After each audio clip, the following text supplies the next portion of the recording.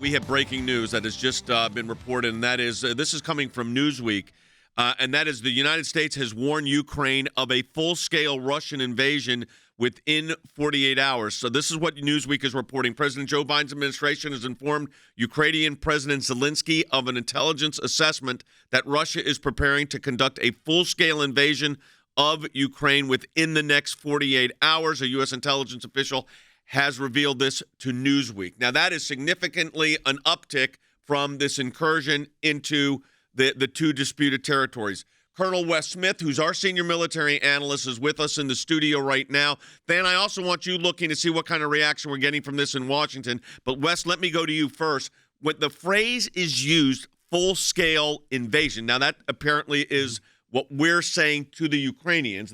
Russia has not announced that, correct, Will? Russia has not said that. But the United States is warned of a full-scale Russian invasion. What are we talking about? Yeah, this is sobering, Jay. It is not surprising. First of all, this is sobering because this hasn't happened since World War II. Exactly. Not since World War II has one country invaded another country to take territory and simply to subjugate their people. And that's what's happening here. It is unprecedented. Not since the days of Adolf Hitler has this happened. But what it means for the Ukrainians, they are surrounded on three sides by Russian forces. It's going to be an envelopment move if this happens, a pincer move where they actually squeeze Ukraine from these three sides. Keep in mind that Kiev is only a half day's drive by car from Belarus. So it's relatively close. It's in the north-central part of Ukraine. They say 3 hours. Yeah. And what's going to happen? How long would it take armaments to get? That's one thing if you're driving on an expressway. But if you've got to move, let's say that they're going to – does a full-scale invasion mean you're moving in tanks, you're moving in air cover? Is that what it means? Eventually. Normally, a full-scale invasion, what it means is they would launch cyber attacks initially. That only takes a matter of a few hours. That's already happening. Right, but against their military. And then what would happen after that is what the Army calls pre-assault fires.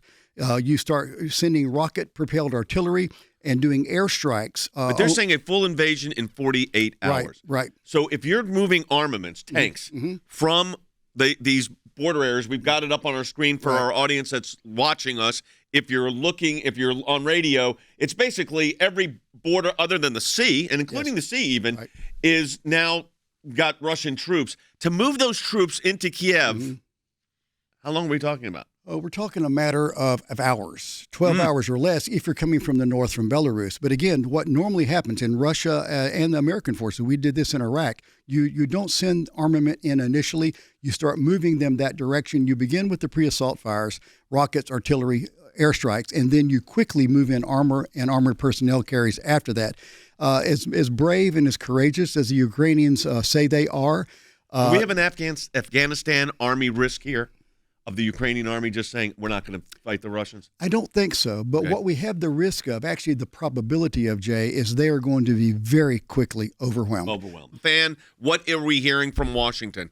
Yeah, a couple of things, Jay. First of all, I think only someone very, very ignorant would have believed that Vladimir Putin was going to come up to some imaginary line and then turn around and leave. And by the way, the Biden administration intelligence for a long time has been saying that this would be full-scale war. Here's what I'm hearing right now, though, Jay, from no less than Speaker Nancy Pelosi. Just a few moments ago, she's concerned, Jay, that they don't have clarity from the administration. She wants to know. You asked, Jay, about the U.S. troops in Poland. This is from Nancy Pelosi. Here's what she said. Okay.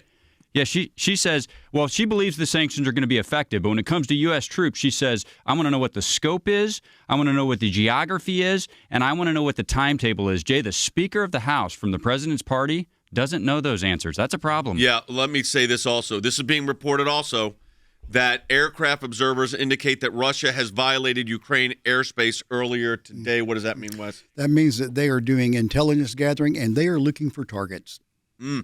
We've got a lot to talk about when we come back from this break. And, Andy, to your point, was this too little too late? Boy, yes. It sure seems like it. Yes, it is too little too late. But is Ukraine going to fall?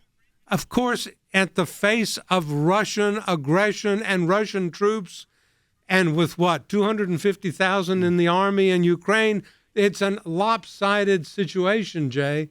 There is no hope for the Ukrainian army. Today might as well be September 1, 1939, with Hitler's invasion of Poland. The Polish army put up a valiant resistance, but they were no match for the Germans. And they will face resistance. They will.